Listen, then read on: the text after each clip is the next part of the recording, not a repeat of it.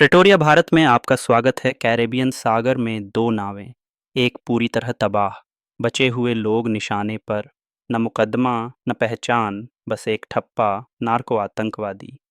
4 दिसंबर 2025 की judging freedom की कड़ी में जज Andrew Napolitano and prof John Mearsheimer पूछते हैं।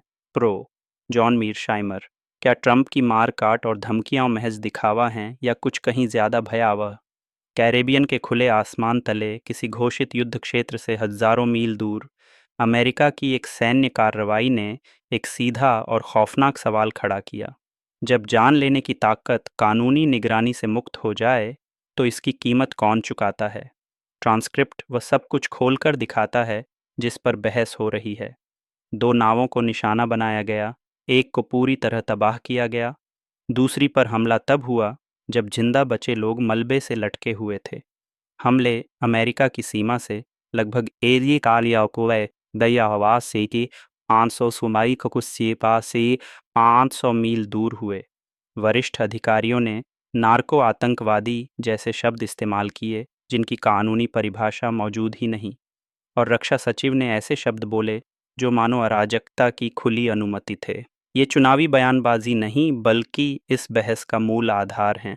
मीर शाइमर सही हैं जब वे कहते हैं कि ये सारी कार्रवाइयाँ सभ्यता की सीमा को लांघ चुकी हैं, और नेपोलिटानो ये सही पढ़ते हैं कि इसमें क्या क्या दांव पर लगा है। संविधान, uniform code on of military justice UCMJ, Geneva सम्मेलन। वीडियो और गवाहियों में जो दिखा और सुनाई दिया वह इन्हीं कानूनों के आईने में पढ़ा जाना चाहिए। रक्षा विभाग की नियमावली स्पष्ट रूप से जहाज दुर्घटना में बचे लोगों पर हमले को मना करती है, और जो वीडियो कांग्रेस के सदस्यों ने देखा वह सतह पर सीधा यही कहता है, जहाज डूबने के बाद बचे नाविकों की हत्या। ये शब्द महत्वपूर्ण हैं क्योंकि कानून का मकसद ही तो यही होता है, उस कत्ल को रोकना जो सुरक्षा नीति की आड़ में किया जाए। और फिर आता है हिग्सित का बयान, हूबहू, हम दुश्मनों पर भीषण और दंडात्मक हिंसा छोड़ते हैं।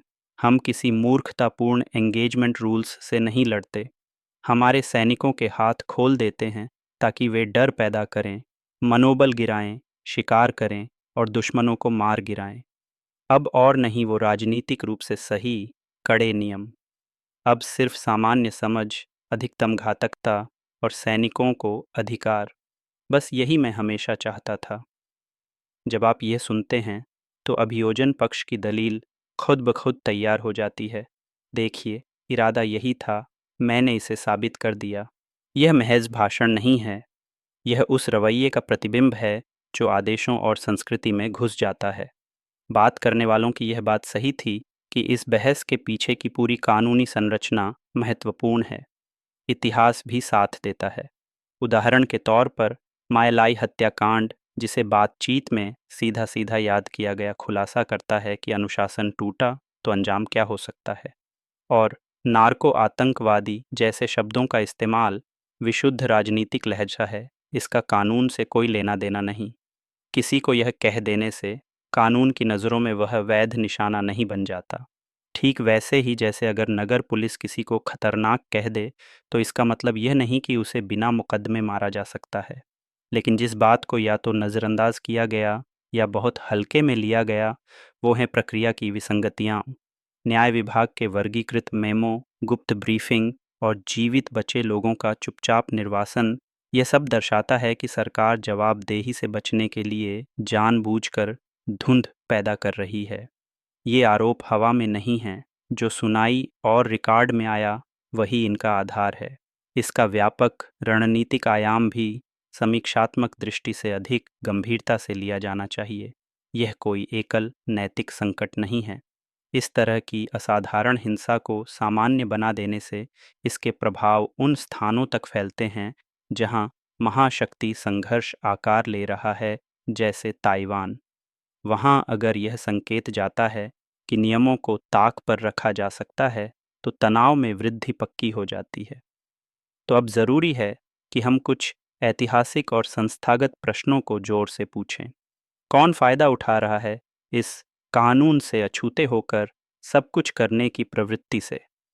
जब सबूत छिपाए जाते हैं तो उस चुप्पी का मालिक कौन होता है? अगर नागरिक नेता नियम कायदे बदलकर युद्ध को हत्या का लाइसेंस बना दें तो जिम्मेदारी किसकी होगी? अगर ताकतवर लोगों के लिए कानूनी जवाबदेही एक विकल्प मात्र बन जाए तो वे संस्थाएं जो हिंसा की निगरानी के लिए बनाई गई थीं, वे खुद मनमानी ताकत के उपकरण बन जाती हैं। यह रास्ता सुरक्षा नहीं देता, यह रणनीतिक नुकसान, कानूनी मोर्चों पर जोखिम और नैतिक पतन का कारण बनता है। जो वीडियो हमने देखा, जो शब्द हमने सुने, जो वर्गीकृत मेमो सामने आए, हर चीज़ एक सच्चाई की ओर इशारा करती है। जब नेतृत्व संयम का मजाक उड़ाए और अधिकतम मारक क्षमता को इनाम में बदले, तब गैर कानूनी हत्या का ज्वालामुखी फिर से फटने को तैयार रहता है। और जब वह फटेगा तो कानून के रक्षक ही होंगे जिन्हें उसकी राख से लोकतंत्र के ढांचे को फिर से उठाना पड़ेगा। बस इतना ही मेरे दोस्तों। कृपया मेरे चैनल को सपोर्ट करने के लिए लाइक और सब्सक्राइब करें। आप मेरा और कंटेंट मेरे स्पॉटिफाई पर और यूट्यूब पर प्रेटोरिया भारत के नाम से देख सकते हैं।